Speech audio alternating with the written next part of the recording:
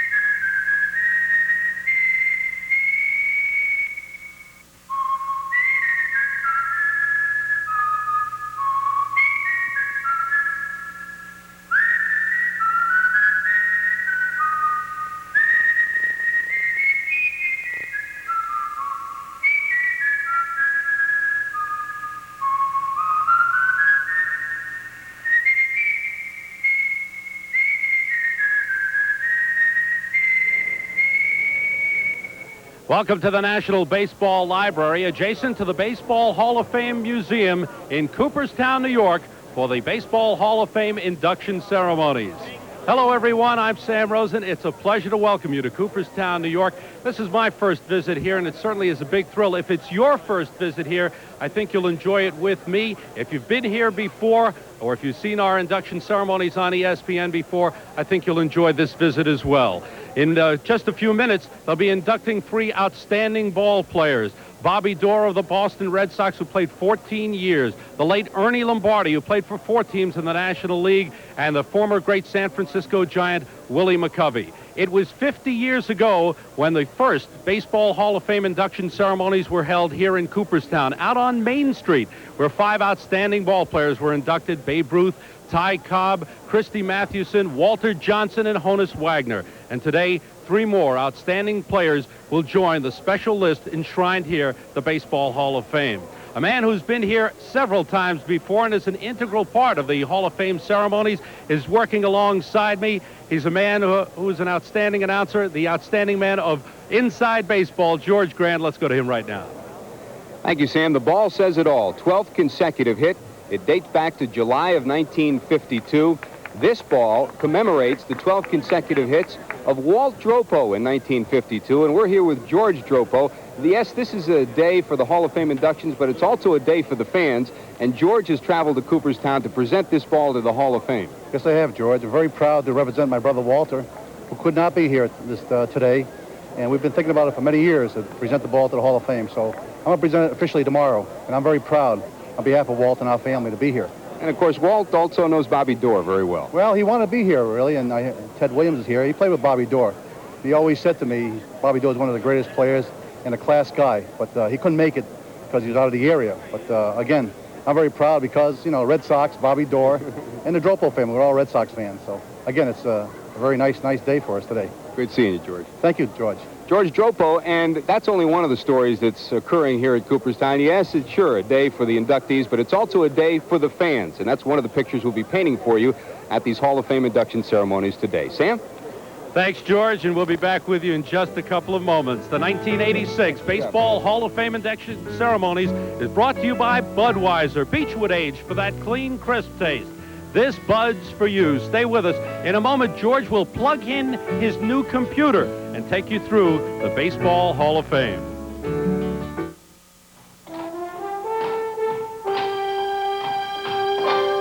Strength, pride, tradition. For centuries, the Clydesdale has been known as a special breed.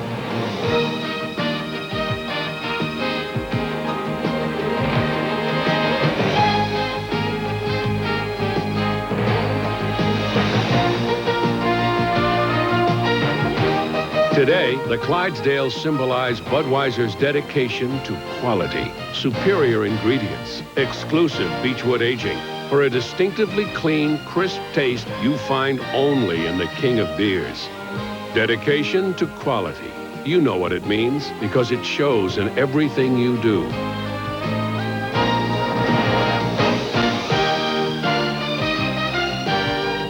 Quality taste, because this Bud's for you. When you buy a Nissan 300ZX, you buy a legend, a tradition of many Z cars, each meticulously made to the tolerance of an expensive watch. You buy a racing heritage unmatched by any car in its class. But most of all, when you buy the awesome 300ZX, you buy Nissan, America's #1 selling import car. The name is Nissan. This is a day of celebration in Cooperstown, New York, a celebration for the Lombardi family. And with us is Don Manzo, the nephew of Ernie Lombardi. And Don, everything that's in the Hall of Fame in that little chest you brought with you, his jacket, his catcher's mitt. It's really a special day for you, isn't it? It really is. The family is extremely happy, and I was very happy to present that to the Hall of Fame. And my uncle's records will be here forever now. It's something that you'll cherish and the family will cherish forever, I know. Really, tremendously. All excited. Don Manzo, a firefighter from Santa Clara, California. The Manzo family is celebrating, so is the Lombardi family, and so is the Dorr family. With us is Monica Dorr, Bobby Dorr's wife. And Monica, I know you can tell by the look on your face all day today you've been beaming. Oh, it's wonderful. It's truly, truly wonderful. The epitome of the whole career. Nice. And everyone has been so friendly and helpful. I'm in a wheelchair, and I get a lot of special attention, which is nice, too, you know. Special attention for a guy who is a very special man. He's very special to me. Thank you. That's Monica Dorr, who is celebrating here with everyone else at the Baseball Hall of Fame. Sam, it's just a special day for everyone. They waited a long time, the Dorr family, 35 years, but today Bobby Dorr gets his just due. You know, Cooperstown, New York is baseball heaven for baseball fans. You can find everything here, things to trade in, things to collect. Especially, you find fans from all over the country. And when you find baseball fans, you find differing opinions. Why do you root for the Phillies? Well, they're my favorite team, and Mike Schmidt. Why do you root for the Atlanta Braves? I just like Dale Murphy, and I see all their games just about on TV. You guys have arguments over who's better, Murphy or Schmidt? About every day. I know Mike Schmidt and Dale Murphy ain't no good. To be a Red Sox fan, you know, it's kind of like a roller coaster. You know, you're up and down with them. You die with them, or you live with them. And to be a Sox fan, you have to hang with them. I was 12 years old when they moved to San Francisco, and all of a sudden I had a team. I didn't know who to root for then. All of a sudden a team moved out to San Francisco just for me. It was great. And believe it or not, my biggest thrill was going into Doubleday Field, and I found a baseball there that was really old and mildewed and ugly, and it was terrible, but I just put it in a bag and I took it home, and it's probably the favorite baseball I have. We went to Philadelphia to see the Phillies play the Cardinals, and then we came to Cooperstown to see the Hall of Fame, and we're going to Ellis Island today to see the Statue of Liberty, and then we're going to have to go home. A bit of Americana. The national pastime. Baseball, America's game. The Hall of Fame induction ceremonies are coming up next. Stay with us.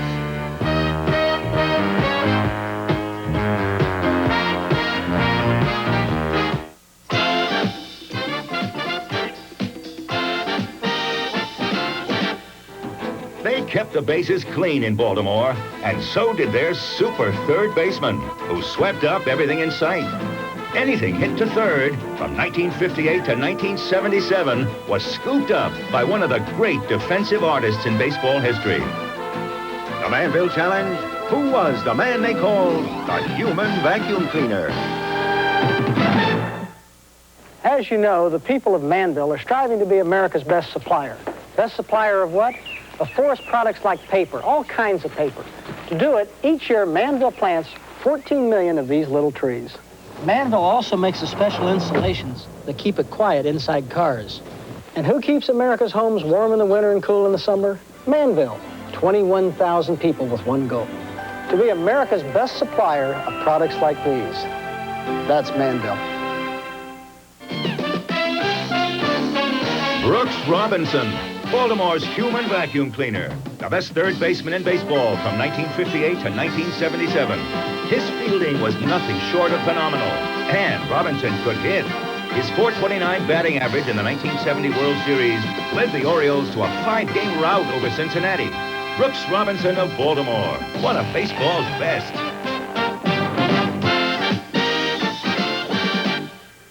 Billy Martin may be back in Yankee pinstripe. The latest news. Oklahoma and Nebraska are tied at 21 with a minute remaining. Scores updated every 5 minutes. Jack Nicklaus has just won the Masters. The biggest stories, the fastest scores, just a phone call away all day, every day. ESPN Dial Sports, 1-900-976-1313. The numbers for scores, headlines, and ESPN program information. ESPN Dial Sports, 1-900-976-1313.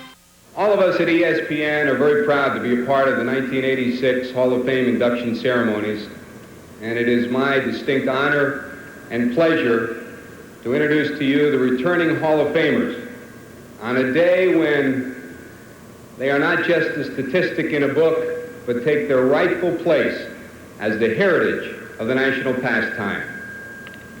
We'll begin with a cattle rancher from Oklahoma. This man just happens to be the winningest left-handed pitcher of all time, Warren Spahn.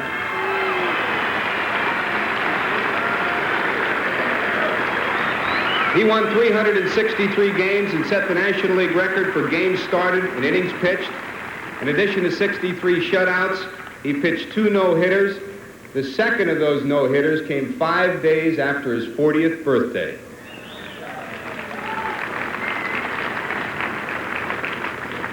While many of us were lucky enough to watch Spahny and that great pickoff move to first base, most of us were robbed of the chance to watch one of the greatest third basemen who ever played the game, because he played in the Negro Leagues. We're talking about Judy Johnson. One of the top third basemen of the Negro Leagues. He was a clutch hitter, a graceful defensive player, and a natural leader.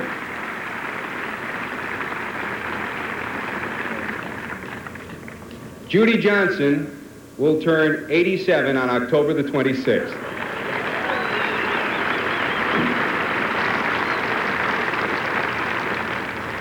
While Judy lists 26 as his birthday, this man really didn't start to pitch full time until he was 26 years of age. And then after that, he was one of the best in the business. We're talking about Lem, Bob Lemon. He won 20 games 7 times in a 9-year period, and it was a major factor with the Cleveland Indians from 48 through 54, and 48 threw a no-hitter against those Detroit Tigers. Bob Lemon. When our next Hall of Famer came up as a rookie, another future Hall of Famer was behind the plate. We're talking about Roy Campanella. And Campy tried to get on him one day as this Hall of Famer was standing at the plate. He says, "Hey, Rook, don't you know you're holding the bat wrong? You're supposed to hold it so you can read the label." This Hall of Famer turned around and said, "I didn't come up here to read." The leading home run hitter of all time, the Hammer, Hank Aaron.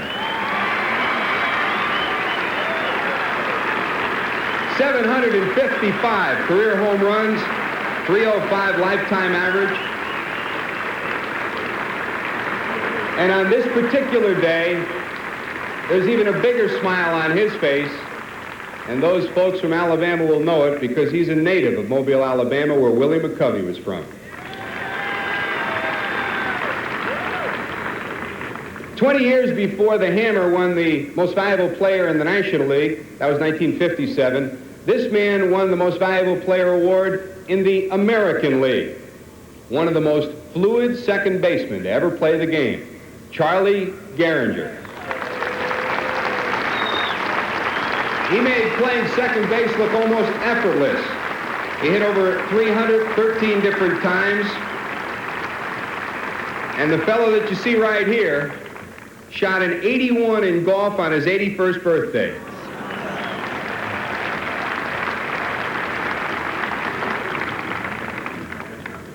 If happiness would win pennants, This man would have been in the World Series every year. Mr. Cub, Ernie Banks. He was the National League Most Valuable Player in 1958 and in 1959. He was the only man to win the Most Valuable Player award for a last-place team. One of the greatest testimonies came one spring training when Jimmy Dykes was asked, what would the Cubs be like? Where would they finish without Ernie Banks? And he said, in Albuquerque.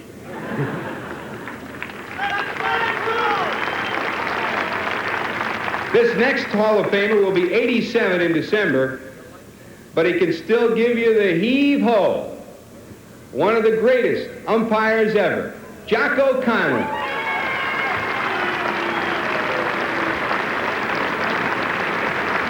One of 5 umpires in the Hall of Fame, 6 World Series, 6 All-Star games. He was tough, but he was fair. This is a true story, too. We can thank Jocko for paper cups at the ballpark. At Ebbets Field once, he made a call. The fans didn't like it. They started throwing beer bottles at him. So he got together with Harry Stevens, the concessionaire, afterwards and said, give me a break. Let's get maybe some paper cups or something. And that's where paper cups started, at Ebbets Field. True story, right, Jocko? While Flatbush fans showered Jocko with bottles, they showered this man with praise and gave him the nickname that we all know, the Man. Stan the Man Musial. He led the National League in batting 7 times in 22 years, and he can still swing. .331 lifetime average. Stan the Man Musial hit .330 at the age of 42, and he also still plays a mean harmonica. 45 years ago this summer, this man, and New England fans will remember it, became the last hitter to bat .400. That's right, the splendid splinter, Ted Williams.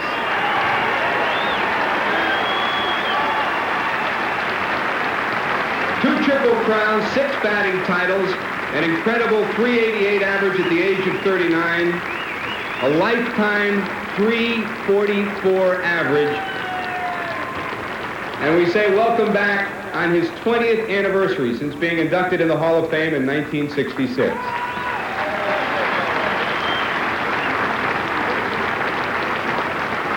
Most of you will remember that Ted had a couple of major injuries. He lost some time in the service as well, so there's no really telling how great his numbers could have been with those years back. And there's no way of telling how great this man's numbers would have been had it not been for a back injury that ended his career at the age of 33. The man from Kiner's Corner, Ralph Kiner. 369 home runs. The only player to hit 4 home runs on 2 different occasions. In Pittsburgh, he turned Greenberg's Garden into Kiner's Corner, Ralph Kiner. Still very popular as the good luck charm, the broadcaster with the New York Mets in 1986. Who was the toughest man to strike out in history? Joe Sewell, you're right. He struck out only 114 times in 14 years. That's once every 62 times to the plate.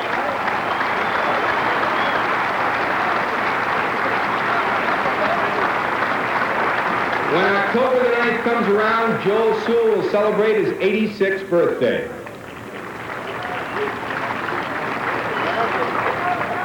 This Hall of Famer didn't reach the major leagues until after his 30th birthday. But in addition to being a great star in the Negro Leagues, he became one of the greatest stars of the National League with the New York Giants, and also one of the finest gentlemen in the game of baseball, Monty Irvin. In 1951, he had 121 RBIs to lead the league. And then there was that first game in the World Series. 4 hits, and he stole home 2. Not a bad way to start the series. One of the greatest second basemen ever to play the game, one of the best hit-and-run men ever. and he was also a pretty good manager. Billy Herman.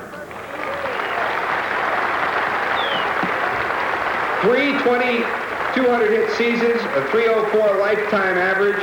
In 1933, his 466 putouts was a National League record. This man's given name was Bernie. Well, I don't think any of us know him by that. It's Lefty Gomez. One of the most refreshing personalities ever to play the game of baseball. His 6-0 World Series record was the best ever. He won 20 games 4 different times, and there's so many stories about Lefty Gomez. One of the best is when the Apollo astronauts landed on the moon and they found a little white object. Lefty was given an interview that day, and he said, they're trying to figure out what it was. I know what it was. It was a home run that Jimmy Fox hit off me in '47. This man was a great home run hitter, but he was also one of baseball's most graceful first basemen. The big cat, Johnny Mize. The only man to hit 50 home runs and strike out less than 50 times in a season. The first man to play in the All-Star game for both leagues, 359 home runs and a .312 lifetime batting average, Johnny Mize. Only 2 men in the history of the National League have won the Most Valuable Player Award 3 times. One of them is already up here, Stan the Man Musial. The other one, right, Roy Campanella. Campy. Quick, agile, cat-like, with a rifle arm. One of the finest athletes and one of the finest gentlemen ever. Roy Campanella.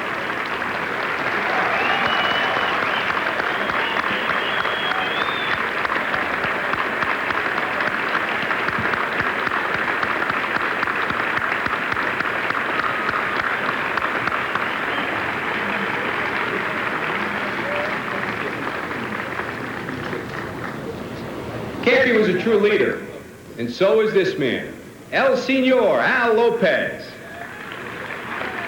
He caught more games than anyone else in the history of baseball. He played 19 seasons, he managed 17 other seasons, and he finished out of the first division only twice in those managing years. On August the 20th, the man who has a ball field named after him in Tampa will turn 78 years of age, and he looks great, doesn't he? It took this man a while to earn the recognition to make it to the Hall of Fame, at least on the ballot, but those who played with him and against him knew his value from day number 1. Roy Campanella said, he's always been in my Hall of Fame. He was my captain. Pee Wee Reese.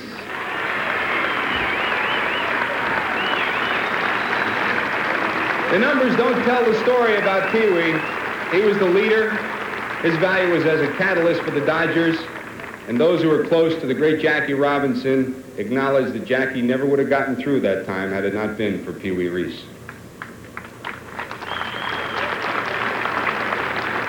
Many of us remember that Willie McCovey, who we're honoring today, broke in on a July day at Seals Stadium in San Francisco. Didn't have a bad day. He only had 4 hits. He hit 4 ropes all over the ballpark. But how many of us remember who the pitcher was that day? A future Hall of Famer, Robin Roberts. This man was always a smart pitcher. Number 36 with the Phils was the backbone of the Wiz Kids. 286 career victories, a 20-game winner 6 times, 21 or more complete games on 8 different times. And yeah, Willie did get the 4 hits off him, but later that season he beat Mike McCormick 1-0, and he gave Willie the collar. Those who saw this next Hall of Famer say he was the fastest man ever to run the base paths. Cool Papa Bell. He was a switch-hitting center fielder from the Negro Leagues, a man who turned 83 on May the 17th. And he still dresses with the best of them. There were so many stories about Cool Pop. I asked him yesterday which ones were true, and he said, well, you name the ones that were true. But there was one that said once he hit a ground ball, the second baseman was called out because it hit him. And then there was the greatest one that said, Cool Papa Bell was so fast, he could make it into bed after he turned off the light switch before the lights went out. This Hall of Famer turned 88 years of age about 3 weeks ago, and he celebrated it by singing My Old Kentucky Home before a minor league baseball game in Louisville. Happy Chandler, the commissioner.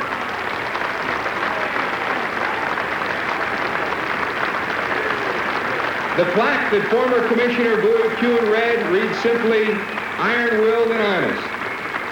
And that's what Happy Chandler was. He served as baseball commissioner for 6 years, and of course, he presided over the entrance of Jackie Robinson into the game of baseball. Even though this next man turned 70 in April, he can still kick higher than any one of us. They called him Country. Enos, Country Slaughter.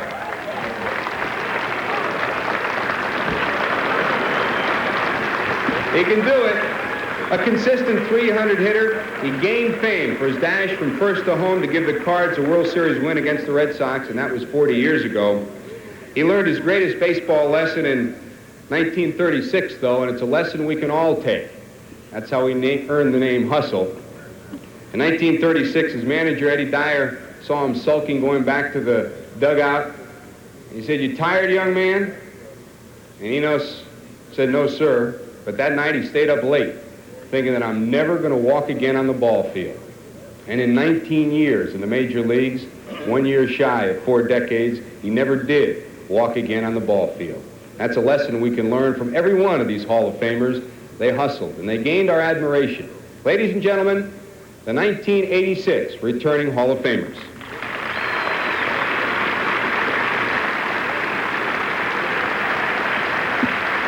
What a moment to see the greats of the past here in Cooperstown, New York. Here to honor 3 more of their own who'll be inducted in just a few moments. Coming up, the Baseball Hall of Fame honors a very special voice, the late voice of the Pittsburgh Pirates, Bob Prince.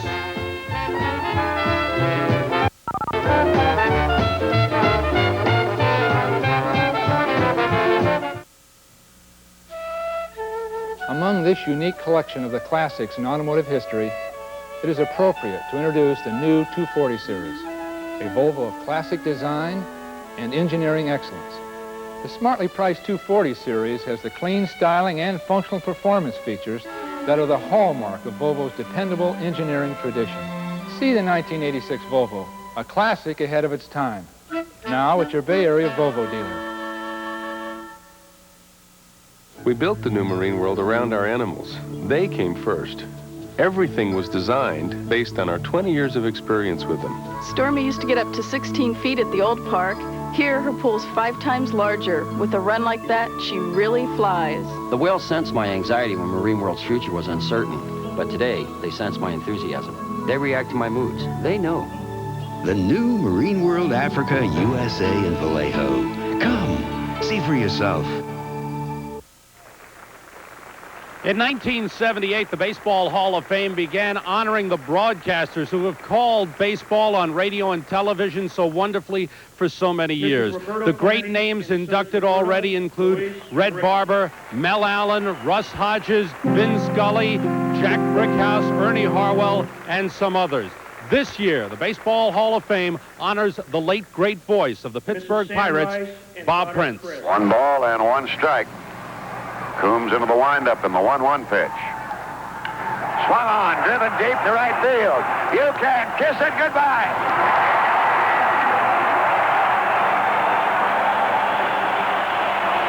Oh, baby, did he hit that baby out of sight. He cremated it. And the Buccos, we had them all the way. Come on now, Will, let's spread some chicken on the hill. Here comes the pitch. Taggio swings. There goes a long drive to right field. Deep, deep she goes. You can kiss it goodbye. Home run, Willie Taggio. Arriba, arriba. Here's Bobby Clemente. Bounced to short his first time up. Hit the screwball a mile into left center field. It is going. It is gone. A home run for Clemente over the left center wall, 380 feet away.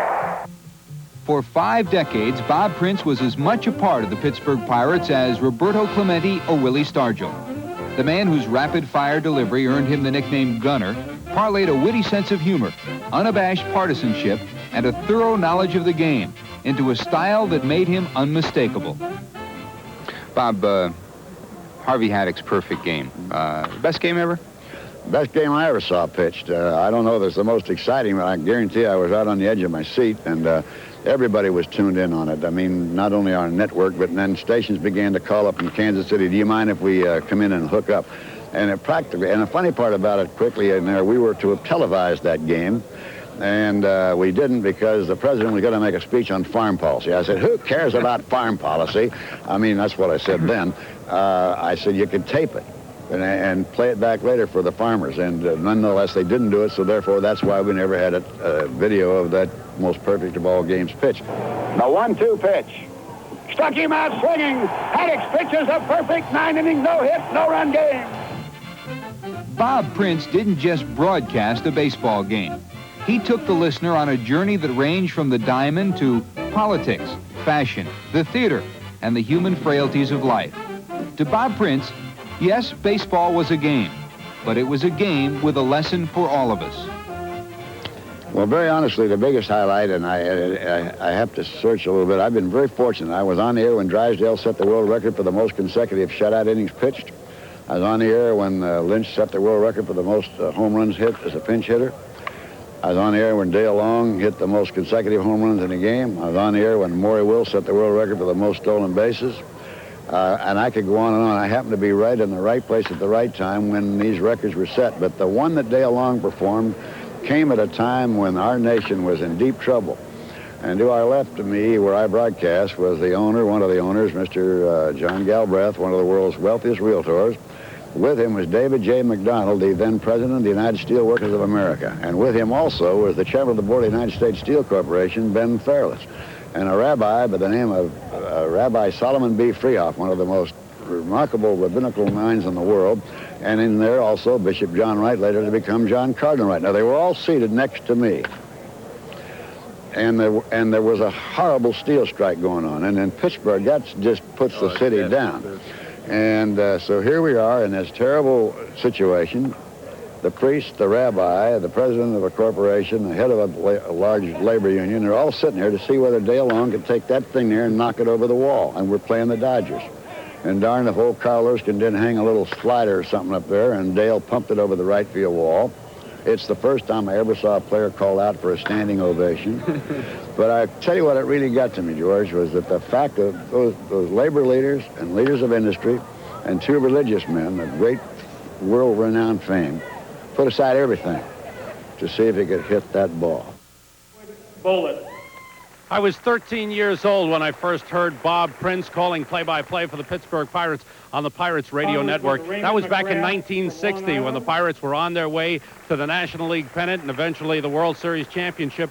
And I wondered who was this partisan announcer calling it as if he was a member of the Pirates. But one thing came through about Bob Prince's radio broadcast: his love for baseball, his knowledge for the game, and boy, he could call it very, very well. And as he would say at the end of a broadcast, a Pirates game, when they would come from behind and win in the final inning, we had them all the way. Bob Prince, justly honored today in baseball's Hall of Fame. When we come back, the man who was born to play second base, Bobby Doerr of the Boston Red Sox, will be inducted into the Hall of Fame.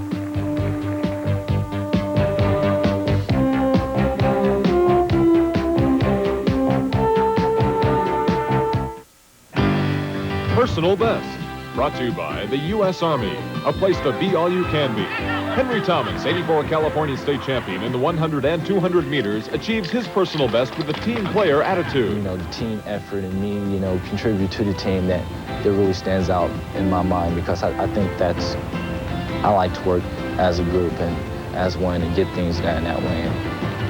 And not just me setting, but other people on the team, and I think that was good for all of us. Alpha team, aggressor tank spotted. In a battle drill, you need horsepower, firepower, people power. That's teamwork. Moving tank, direct front, 2,000. This team uses a computer, thermal sight, laser rangefinder. Fire! we win, the whole tank wins. The whole team wins, not just one person. Find your future in the Army. I played with Bobby Doerr from 1936 to 1952. I know him probably as well as anybody could ever know of following baseball.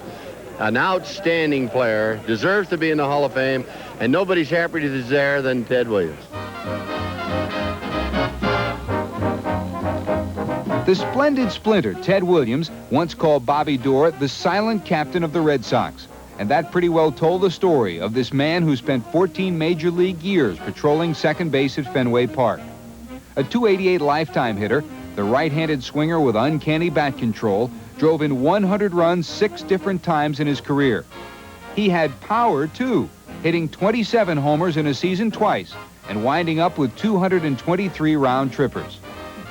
You always wanted to have a certain goal. I remember everybody, I think, wants to try to hit 300. Ted used to say to me, Bobby, I can't understand why you can't hit 300 every year. And I said, well, Ted, I try, I think, just as hard as you do, but just can't quite get the results. And you do work at it and try to have goals, but I think playing the infield probably takes a little bit away from an offensive. You're into every play, and you're just probably takes a little bit away. But like I said, very fortunate that I could play my career in Boston. He could do a lot of things. He could hit and run. He could bunt. He could hit a home run for you. He did so many things. Could make the double play.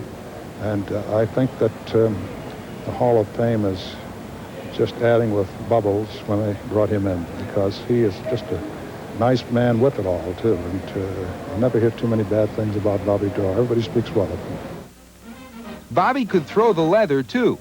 He once held the American League record with 414 chances without an error. And 6 times, he either led or tied in fielding percentage for a second baseman. Gosh, I don't know. I always felt that I was a pretty good fielder, and I loved to field. I remember going bouncing balls even in Boston off that concrete wall, lower part of the wall, and just, it seemed like I was always having somebody hit me fungos. And I can look back as a kid when I was 10, 11, 12 years old, I used to take a tennis ball and bounce it off the steps. And I look back and I think it was a great thing, because it gave you the coordination of playing a ball. And I don't know. I suppose I did love to play the infield, like to make double plays. And, of course, you always want to be a good hitter, but there was times that you'd have those little ruts that drive you crazy, and finally you get out of it and go at it again. You could see that he was going to achieve greatness, and he just worked at it. He worked on his hitting, and, of course, he was a great fielder. He had the good hands. He had the quickness that a second baseman or an infielder needs. And I guess God blesses certain people, George, and he blessed Bobby Doerr, believe me, and I'm sure Bobby realizes that, because he is, as I say, a great person, and boy, we're all so happy about him getting into the Hall of Fame, because it's a great honor and a great tribute to him. One of the great second basemen of all time and newly elected to the Hall of Fame. Let's have a special welcome for one of Boston's favorites, from his home in Junction City, Oregon, wearing number 1, Bobby Doerr. Bobby Doerr played the game of baseball the way he lives, with quiet consistency and an air of quality.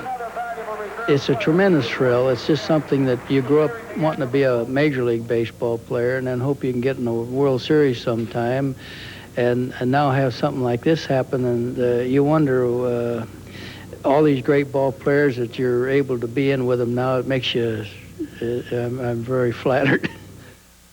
There is one individual in the audience that took charge of this game for 15 years.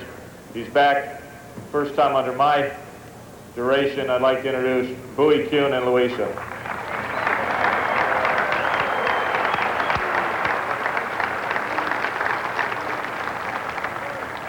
From 1930 to 1937, the Boston Red Sox had 15 different players to play at second base. But in 1937, they signed an 18-year-old who had hit .242 for San Diego in the Pacific Coast Leagues. For the next 13 years, with the exception of the time he served his country, only one man played second base for the Boston Red Sox. His name was Bobby Doerr.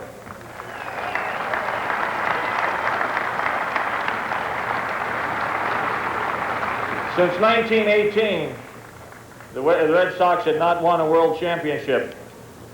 But with Bobby Doerr, a new rivalry was born, and they would finish second in the next year to the New York Yankees, and in 1946, go on to become the champions of the American League. If you think the arrival of Bobby Doerr and the resurgence of the Red Sox were unrelated, you weren't following baseball in the 40s. He was a rare individual who exhibited quiet leadership. He was known both as Bashful Bob and Captain Bob. At the plate and in the field, he was simply outstanding. He averaged 95 RBIs. Consider the fact that he had over 100 RBIs in 1940, 42, 46, 48, 49, and 1950 he had 120. Now, all you baseball fans, name the people who in the American League, second basemen who have driven in more than 100 runs in a season since Bobby Doerr. There are none. In the field, most consistent second baseman, one of the most consistent of all time. Lifetime fielding average of 980. These numbers speak for themselves, but I'd rather close with introducing him and telling you two comments of players when we searched the files here in the Hall of Fame. One was Johnny Pesky, his double play partner, and he just simply said, Bobby Doerr wasn't good, he was simply great, one of the best. And in an ultimate tribute, a longtime rival, Tommy Henrik of the New York Yankees, said, Bobby Doerr is one of the very few men who have ever played this game and played it hard and yet came out with no enemies. Number one, ladies and gentlemen, Bobby Doerr.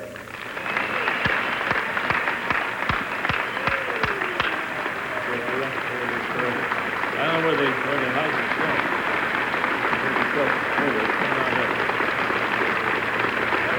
I'll turn and quickly see this over here for the photographer. There you see the numbers on Bobby Doerr. Played 14 years with the Boston Red Sox from 1937 through 1951. For voting me the Hall of Fame. I thank God I could grow up in a country that I could choose a profession I love so much. Growing up, I'd hoped I could become a major league ball player, and then hoped I could play in an all-star game and a World Series. Being inducted to the Hall of Fame today just tops off all the nice things that ever happened to me in baseball. I'm very honored and proud to be part of this here today. I understand that Sparky Adamson has a plaque on the door of his office in the Detroit clubhouse that reads, each 24 hours the world turns over and someone's sitting on top of it. I just hope I can sit up here on top of it just a little while longer. Again, I'm honored and just proud that I can be inducted to the Hall of Fame with Willie McCovey and Ernie Lombardi. Thank you. Bobby Doerr, the silent leader of the Boston Red Sox from 1937 through 1951. Coming up, the induction of Ernie Lombardi.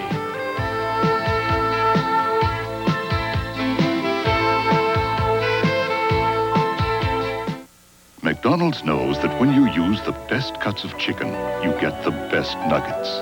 McNuggets come from plump, tender breast or thigh, cooked golden brown in 100% vegetable shortening and served with a selection of 4 delicious sauces. Did you know we did all this for your McNuggets? My compliments to the chef. At McDonald's, we know that when you use the best cuts of chicken, you get the best nuggets. McDonald's Chicken McNuggets. The look. Eurosport. The wedge shape. Eurosport. The available Eagle GTs on cast aluminum wheels. Eurosport. The feel. The optional multi-port fuel-injected V6. The sport suspension controlling the curves. The Celebrity Eurosport. The price? Now you can move into more car than you ever expected and get 5.9 annual percentage rate GMAC financing. Length of finance contract is limited. Celebrity Eurosport. There's just one place you need to go for all the names and games making sports news. ESPN Sports Center. 3 times every day, Chris Berman, Gail Gardner, and Greg Gumbel bring you the latest scores, the hottest trades, and the top plays from the world of sport. Sports Center takes you on the road with live remotes from major events like baseball's All-Star Game and the U.S. Olympic Festival. Sports Center, your total source for sports. Only on the Total Sports Network, ESPN. Give me a light. Bud Light. If you just ask for a light beer, you never know what you'll get. Give me a light. Bud Light. Hey, thanks. So if you want the less filling light beer with the first name and taste, don't just ask for a light beer. Can I have a light? Bud Light. Bud Light. Because everything else is just a light.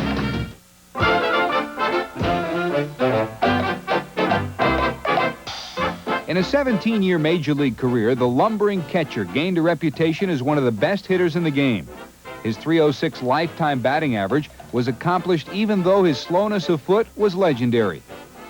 Oh, I thought he should have been in there a couple of years earlier than this because, you know, he's the only catcher that led the league in hitting twice, you know. That's not bad, and waiting this long to get in.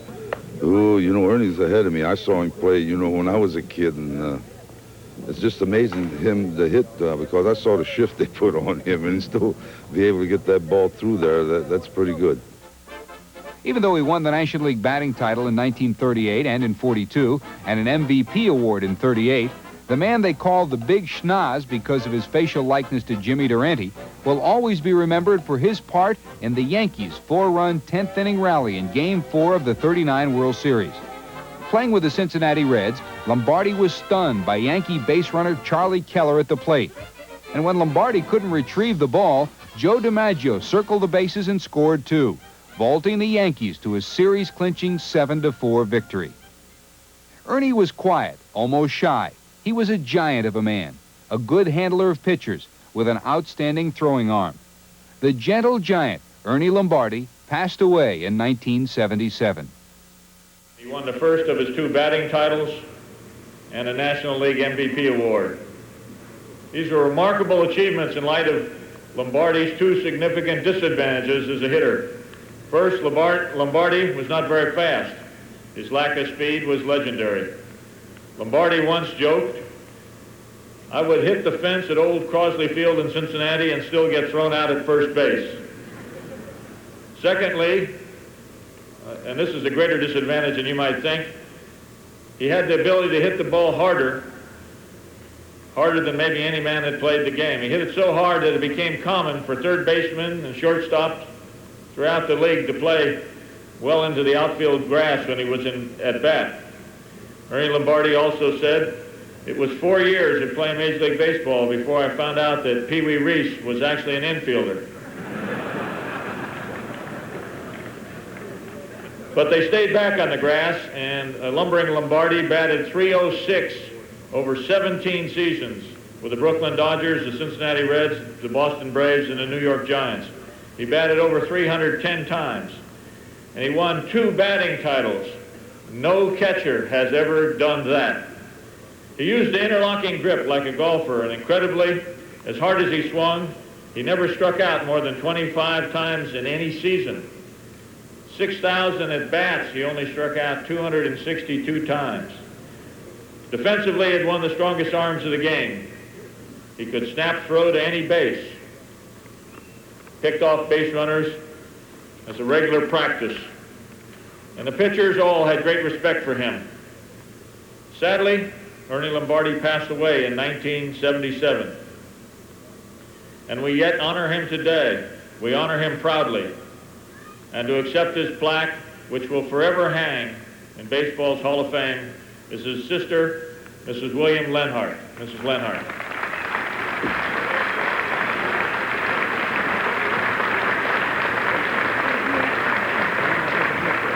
Ernie Lombardi played 17 seasons, broke in with the Dodgers in 1931, then traded to Cincinnati, where he played 10 years with the Reds, was traded to the Boston Braves. He played 1 year with them and 5 seasons with the New York Giants.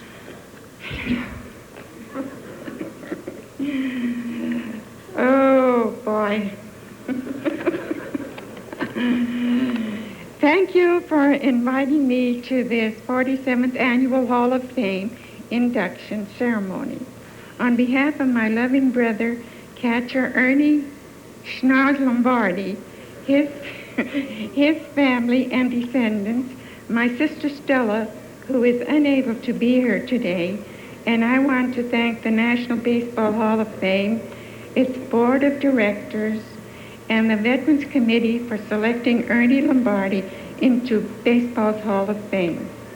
In addition, I would like to thank all the newspaper columnists who have written and continue to write about the big lumbering catcher. I would also like to thank the players, the fans, who supported and loved him during his baseball career. Past few days have been full of those great baseball stories. I would like to share this with you. Ernie used to tell stories by the hour. My favorite is the story about Ernie catching Johnny Vandermeer's back-to-back no-hitter. He said the pitches were so wild he had to dig under the plate to catch them. After that, he was exhausted and had to go to bed. I particularly like this story about Jim Tobin, a pitcher with the Boston Braves who, incidentally, was one of Ernie's closest friends. Well, this one day, Tobin was pitching and he hit the batter in the right arm. And the batter just put the bat down and ran to first. Well, Tobin became very angry and charged to first base, grabbed the bat hitter, and said, "Look, Bill, the next time I hit you, the least you can do is rub it." Needless to say, Ernie thought Tobin had flipped because the batter was Big Bill Nicholson of the Chicago Cubs. May I introduce members of Ernie's family who are present? His niece, Beverly Ullman, his nephew, Ernie McGeldry, his nephew, Don Monzo, which is my sister's son, and my grandnephew, Carl Ullman, my husband, Bill Linhart, and Bev's husband, Norm Ullman. I would like to thank Mr. Dorr and Mr. McCovey for sharing this special day with Ernest Natali Schnoz Lombardi. Thank you and God bless you.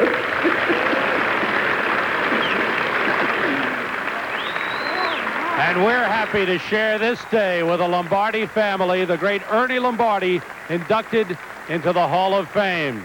Coming up next, Willie McCovey gets his honors.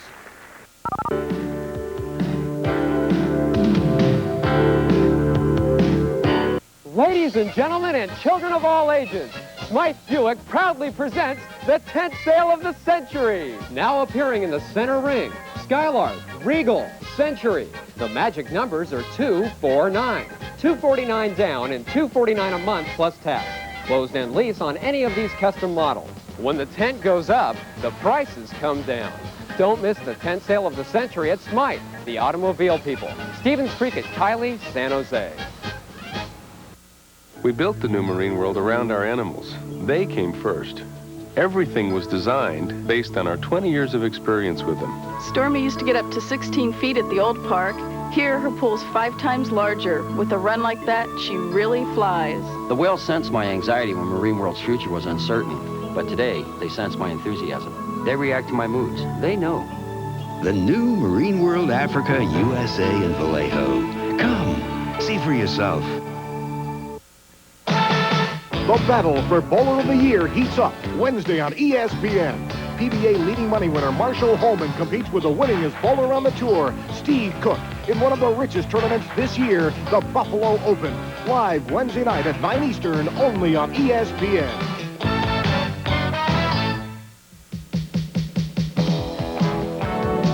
From his first game with the Giants in 1959 to his dramatic farewell 21 years later, Willie McCovey was always accorded a special place in the hearts of San Francisco baseball fans. Stretch took the Bay Area by storm in 1959. Just called up from Phoenix, the lanky first baseman was inserted into the Giants lineup for a July 30th game at Seal Stadium. Facing future Hall of Famer Robin Roberts, all he did was rifle 4 line drives around the ballpark for 4 hits, 2 triples and 2 singles. And for Willie McCovey, instant headlines. No, I'll never forget that, naturally. My first day in the major leagues, and because I was rushed up from Phoenix, from AAA, so I really didn't have time to get excited about that day because I was up all night the night before packing at Phoenix, got there in time for a day game. The team was already on the field taking batting practice when I arrived, so I didn't even have batting practice that day. However, I did suit up and I went out for infield practice. And I remember Bill Rigney coming up to me and asking me, how do you feel? So naturally, I wasn't going to tell him I had been up all night. I said, I feel great. He said, well, you're in there and you're hitting third. And he said, you know whose spot that is, because he's hitting second today. So I think that was the first time Mays had ever hit second. He moved him up to second, put me in the third spot. And of course, I went out and I got the 4 hits off Robin Roberts, and that was just an exciting day. I can tell you a lot about McCovey, but can you realize how smart I was that day to play him? You know, that really showed solid intuition. Did it ever? Well, it was a crashing into the big leagues for him. I mean, he hit 4 balls, 3 off the fence, and off a Hall of Fame pitcher, Robin Roberts. It was a great day, I'm sure, for Willie, but it was a very exciting day for us too. He had no idea who Roberts was. He just, coolly walked up, got 4 for 4, and here I am scared to death. Because I know I'm only going to get 1 for 4 right off the bat. So I think that's what I remember about him the most, because he had no fear. Although he played in only 52 games that first year, his 22-game hitting streak, .354 average, and 13 home runs made him a unanimous Rookie of the Year winner for the '59 season. In addition to that honor, Willie would later win League MVP honors in 1969. And Comeback Player of the Year accolades for his return to the Giants in 1977. I've always said this, he's the most awesome man, if you're sitting in the other dugout, I've ever managed against. I have never managed against a man of his magnitude. Now, there's been a lot of great hitters. Gosh, I see George Brett and Boggs and Mattingly, but nobody ever feared me like McCovey. He was awesome. I mean, he was a man that I never pitched against a man that swung that hard, that made that good a contact.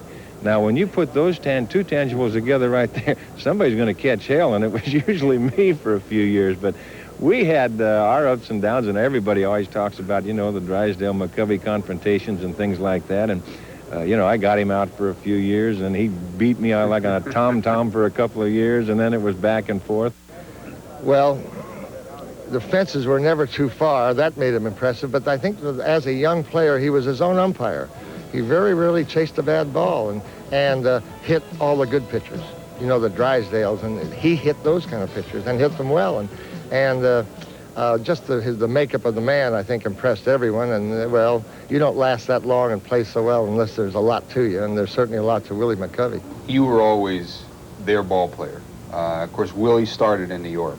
And Orlando came along, yes, but Willie McCovey was the man who was grown as a star in San Francisco, and that's something that the fans never forgot. Well, it was because they could identify with me, and I made that my home, and I made myself part of the community, and I participated in a lot of off-season things, and I was very visible at all times at functions, and this is the type of thing San Francisco lacks. So that's one of the reasons I think they adopted me. While there were many memorable moments in Big Mac's career, the one picture that remains frozen in a Giants fan's memory is the screeching line drive Bobby Richardson caught off his bat, ending the Giants' title hopes in the 1962 World Series.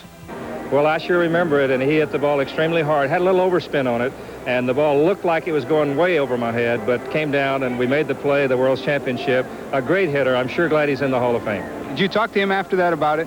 Not until years later in old-timers games, and he accused me of playing out of position, and I thought I was playing where I should have, but he's a great ball player. I still can't see how he played me there. Well, yeah. I hit the ball good, and that's all you can ask for when you're at the plate is get a good pitch to hit and hit it good. And I hit it good, and 19 out of 20 times that would be a base hit. But that happened to be the 20th time when he was standing there and he caught it. But I can never forget that because people always bring that up to me. That's the one at-bat that I think is mentioned every day of my life, that particular at-bat. McCovey's 4-decade career would end in 1980 with a total of 521 home runs. That's tops among National League left-handers. And ironically, it is tied with his boyhood idol, Ted Williams. He loved the young guy who would come up and ask him a question, and all you had to do was ask him one question, and he would carry the conversation for the next hour. You didn't have to ask him anything else. And for the first time, he would get so wound up talking about hitting, the hate that he had for pitches would start coming out. That was a man that truly hated pitches. Our final inductee assured me that he doesn't mind batting third today rather than his customary cleanup spot. They called him Stretch, and never has a more imposing figure stepped up to the plate.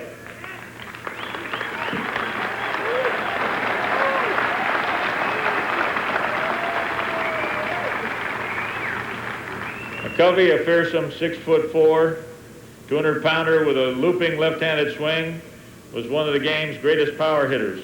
He holds the National League record for the most Grand Slams, 18. And his 521 career home runs puts him in a tie with the great Ted Williams for 9th place on the all-time list. He played 22 years in the major leagues, 18 of those as a San Francisco Giant.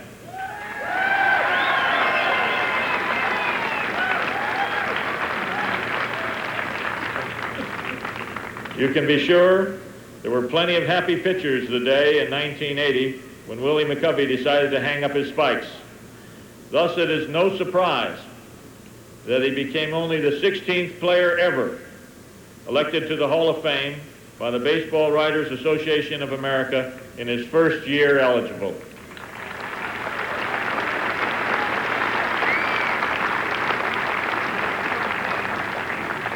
A three-sport star in high school in Mobile, Alabama, McCovey made immediate impact when the Giants called him up from Phoenix on July 30th, 1959. You've already been told that he hit 2 singles and 2 triples at 4 at-bats. Even though he played only a third of the season, he blasted 13 homers, the 4th best on his club, batted .354, and was obviously the unanimous choice as the National League Rookie of the Year. McCovey hit stride in the mid-60s, and from 65 through 70 hit 30 or more home runs through 6 straight seasons. Various physical ailments, including a broken arm, arthritic knees, and bone chips in his hips, began taking their toll in the 70s. He was traded to San Diego following the 1973 season, and then released on waivers twice in after the 1973 season, excuse me. He was then released on waivers twice in 1976, first by the Padres and then by the Oakland A's. There's a lesson here. McCovey wouldn't believe he was through. He convinced the Giants to give him a tryout in the spring of 1977. He said, "I can still hit homers. And if I wasn't 100% sure that I could make this club, I wouldn't be here." The Giants, thinking he might give them some added pinch hit power, gave him the opportunity. McCovey not only made the club, but he won his old job bat, and he batted .280, and he hit 28 home runs, and he had 86 RBIs, and that was at the age of 39.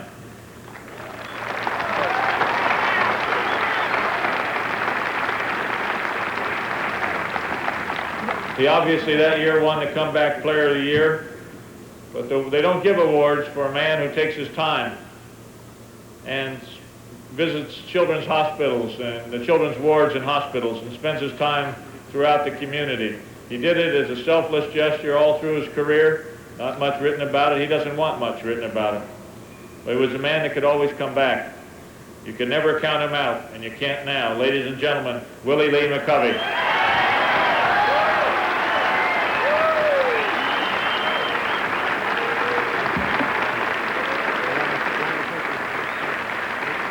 He was the National League MVP in 1969. A marvelous season. The imposing figure of Willie McCovey, remembered by opposing pitchers. There he is. Thank you. Thank you very much. I realize the weather is threatening, but a lot of people passed through my life during my long baseball career, and I hope you'll bear with me because I'd like to mention them all.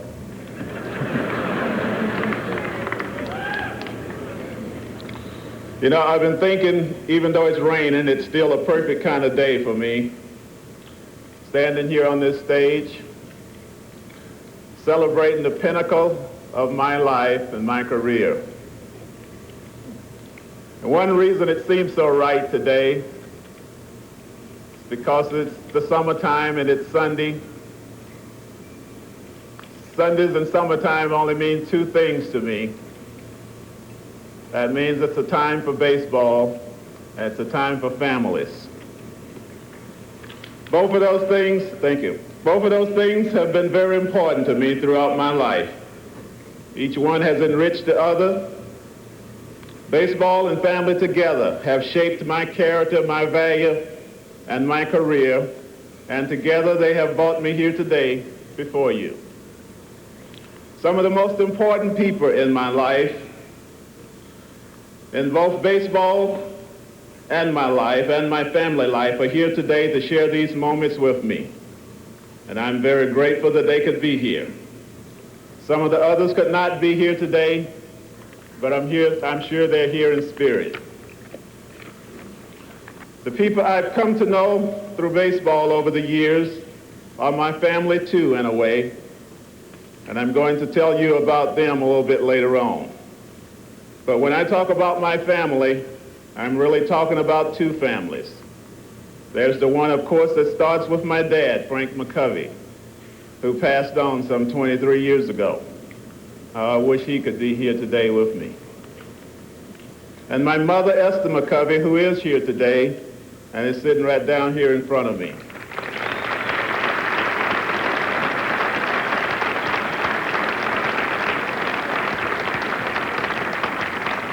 Along with my sister, Frances,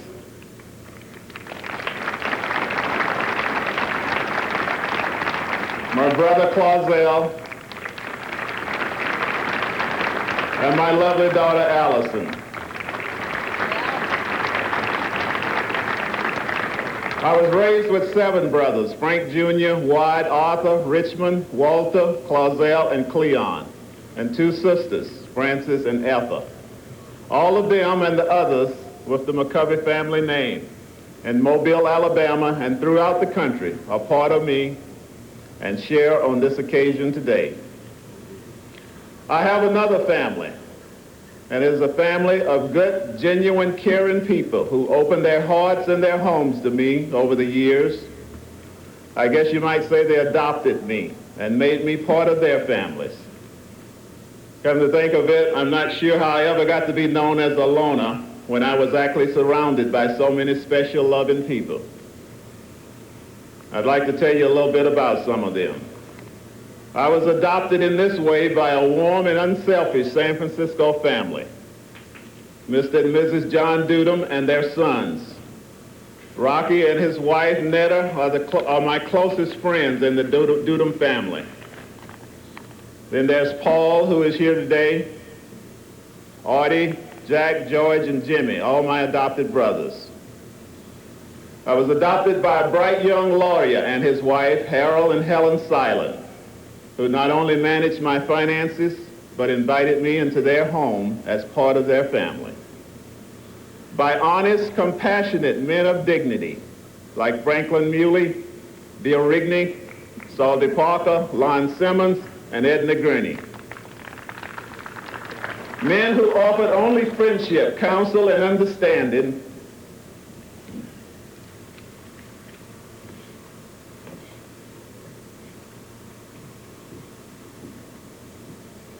and expected nothing in return.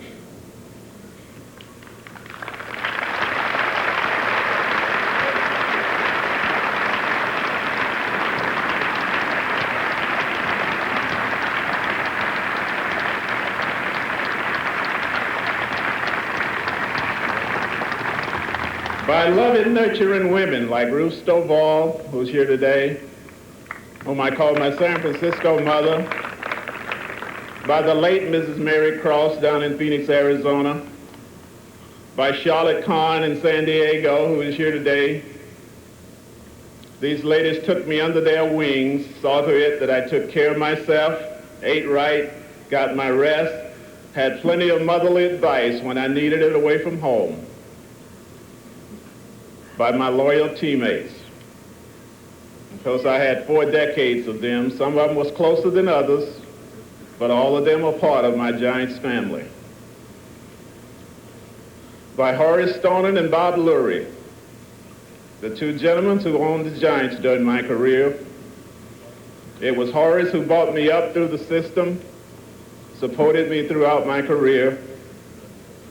And I've always been grateful to Bob for bringing me back to San Francisco in 1977, finish out my career where I started it.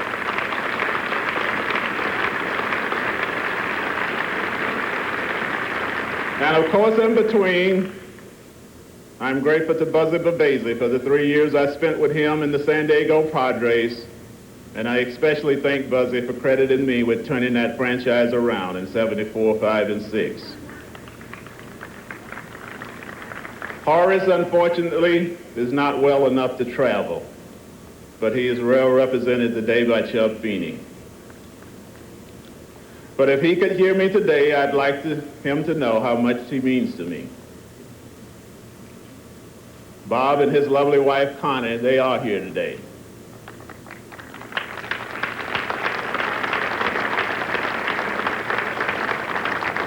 I appreciate that very much.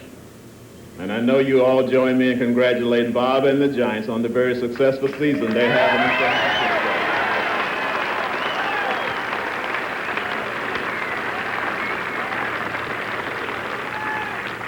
Hopefully with the support of the people of the Bay Area, we can get that stadium built and keep the Giants where they belong.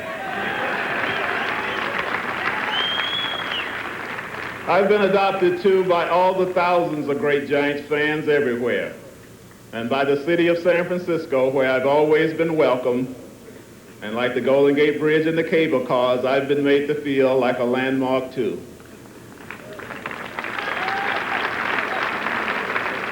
There are some other people I can't help but remember fondly on this day as I think way back to the beginning of my career in Mobile, Alabama, some 30 years ago. I'm thinking of Jackie Robinson, who broke the color line and made our dreams of being a major leaguer a reality.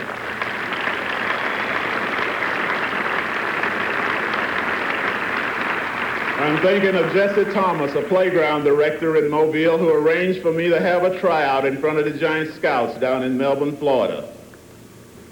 And the late scout Alex Pompez and Mr. Jack Swartz of the Giants, who together signed me to my first contract. My first manager in pro ball, Pete Pavlik. Pete was the skipper of the Class D Sandersville Club in the Georgia State League, where I broke in 1955. He and his wife was the first to adopt me. They used to invite me to their house after the game and became very close to me. I also remember one of my teammates there. His name was Ralph Crosby. He was out of New York. We was the only 2 black players on that team, and we had to stay in separate parts of town back then, so Ralph and I became good friends. I first met Solly Parker in 1956 when I went to Danville in the Carolina League, and he was my manager. He also managed me at Dallas in 1957 in the Texas League. I guess you might say Solly became somewhat of a father figure to me, because I'll never forget the day he called me into his office. He called me Biggin. He said, "Biggin, you're tall, and because you're tall, you'll always be respected and you'll always stand out in a crowd." He said, you're not a very outgoing person, and you have an easygoing manner. And people may interpret that as though you're not caring. But whatever people say, stay the way you are, just be yourself. Don't ever change or let somebody try to make you something you're not. I've always remembered those words and tried to live by them, and I'll always feel close to Solly because of the way he treated me.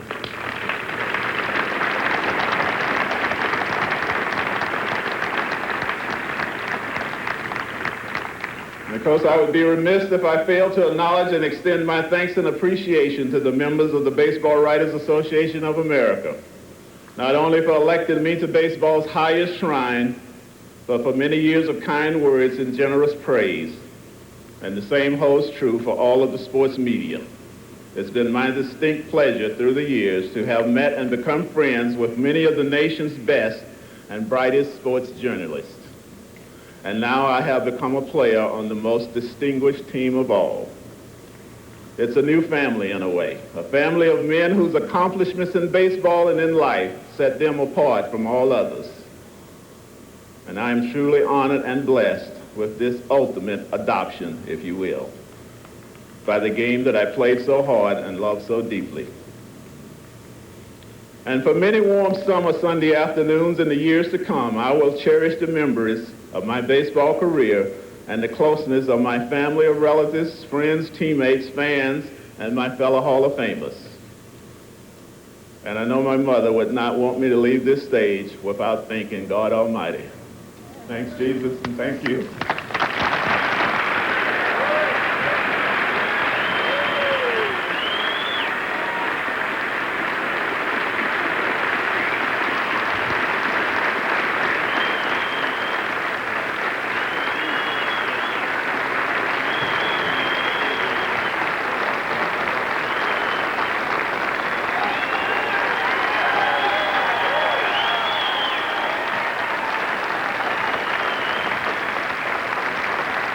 An emotional moment as Willie McCovey is inducted into the Hall of Fame. The induction ceremonies continue here in Cooperstown in just a moment.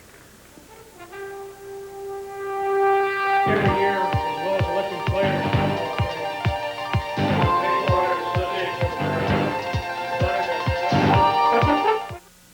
Street feet. Beat feet. Fleet feet. No matter how you treat your feet, Dr. Scholl's makes you feel like dancing with Dr. Scholl's foot powders that soothe, foot sprays that deodorize, athletes' foot products that cure. Funky feet. Funky feet. Dr. Scholl's has all kinds of comfort for all kinds of feet right here. Dr. Scholl's makes you feel like dancing. We wouldn't be surprised if next to the word value in the dictionary there was a picture of the new '87 Nissan Stanza. Sure, Stanza's a family car, but it's totally redesigned with luxury features, cruise control, stereo, power windows, all standard. 87 Stanza. Compare all Stanza comes with and you'll be amazed at what it goes for. The name is Nissan, America's #1 selling import car. Hi, this is Jerry Lewis for the Muscular Dystrophy Association. And these are some of my kids visiting the world-famous Budweiser Clydesdales. This year, once again, Anheuser-Busch is pledging over $2 million to muscular dystrophy. So look for these displays wherever you buy Bud and Bud Light. It's your chance to join the fight against muscular dystrophy. And thank you from all of my kids.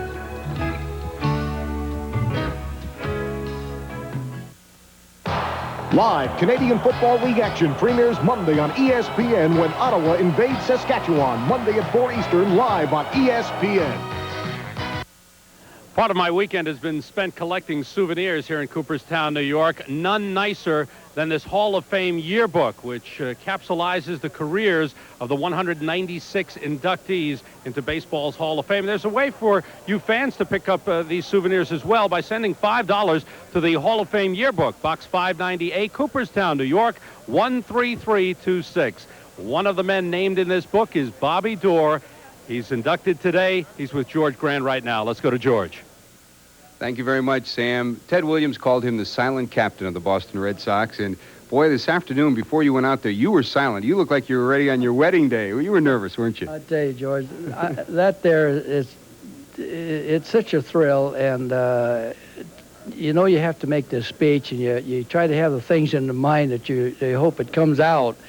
And you just hope. There were so many people that you'd like to thank for all the help that was given to me in my baseball career, and this is just the ultimate.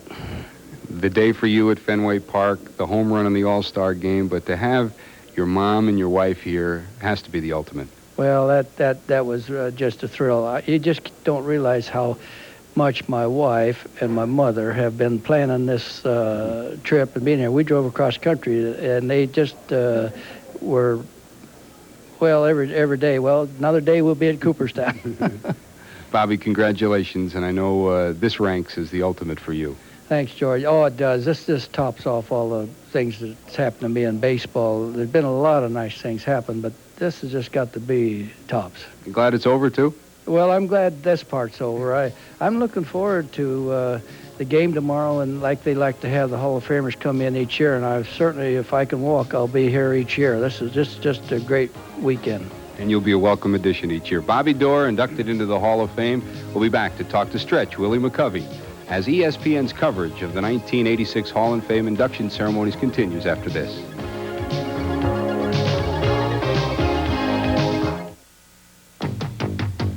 Powered up to go head on. They got the stuff to keep them going strong. Nothing halfway, nothing sweet. A good strong kick of crunchy wheat. Hello, berries, join the team. Fueling up to go full steam. Wheaties, Wheaties, good whole wheat. Now go tell your mama what the big boys eat. A painting project isn't child's play, so make sure you get the right painting equipment from True Value hardware stores. Like a Red Devil scraper, putty knife, or spackling compound for good preparation. The Wagner Power Stripper is the fast, easy way to take old paint off almost any surface. The Campbell Hausfeld Power Pal air compressor makes painting and other jobs easier.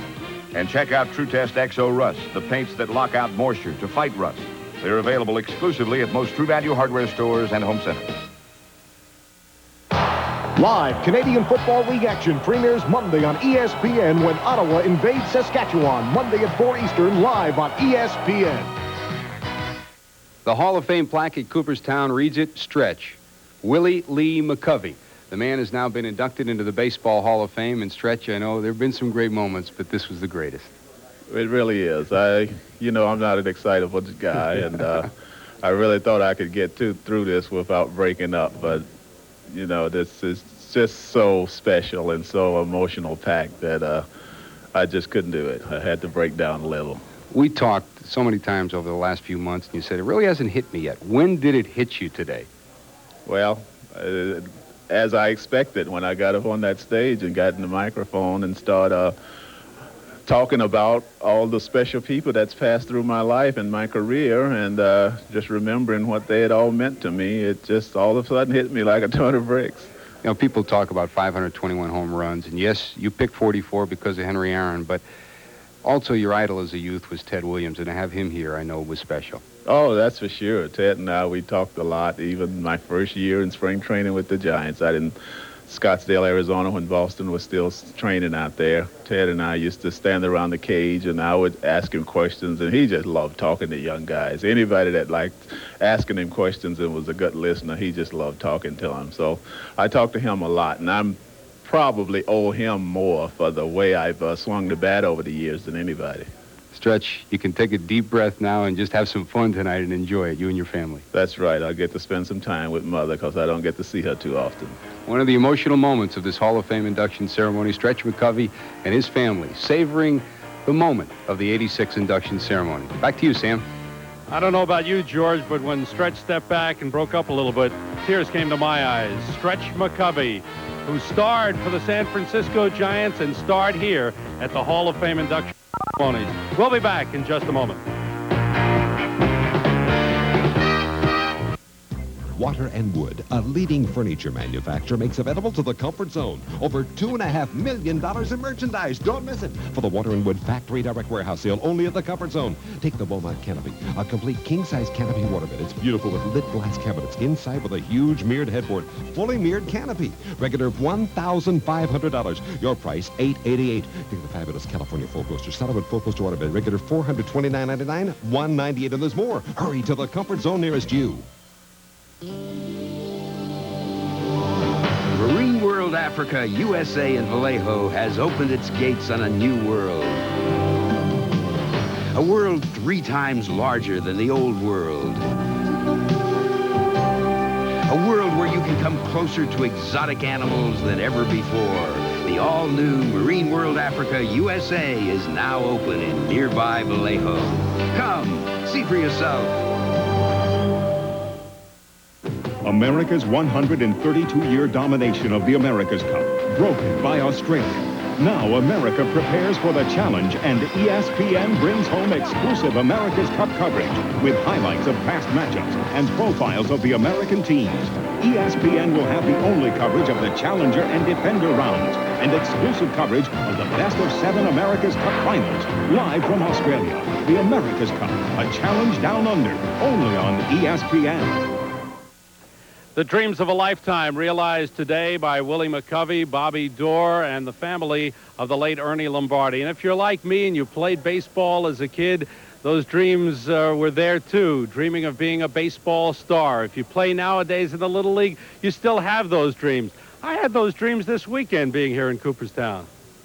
There's a lot more to Hall of Fame weekend than just coming up watching the induction ceremonies. A lot of things for fans to do, like walk around, look at the souvenir stands, look at the baseball cards, look at the posters. Also get a chance to swing the bat and maybe picture yourself as a Hall of Fame home run hitter. That's what I thought I was going to be when I was a youngster. I think I'll get my chance here in Cooperstown. I think I'll hit a few here in the batting cage.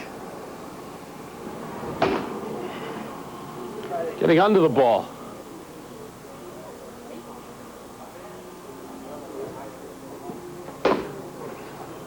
Ground ball to the shortstop.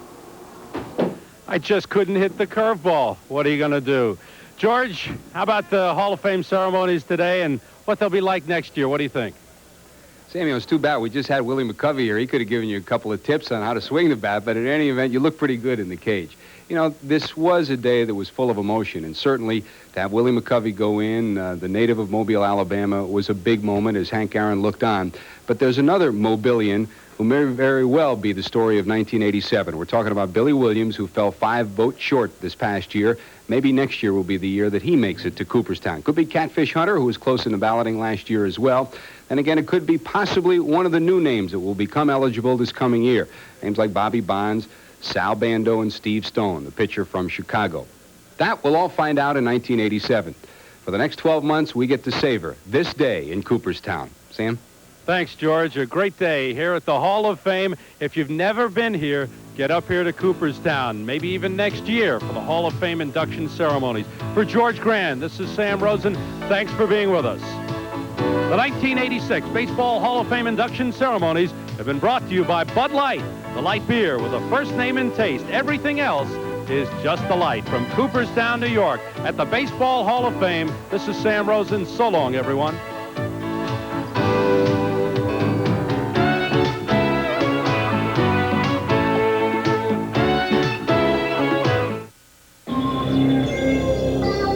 Give me a light. That's not correct, Steve. Don't just ask for a light beer. Come on, give me a light. You asked for it, Steve. Bud Light! Yes, Steve. Bud Light. The light beer with the first name and taste. Don't just ask for a light.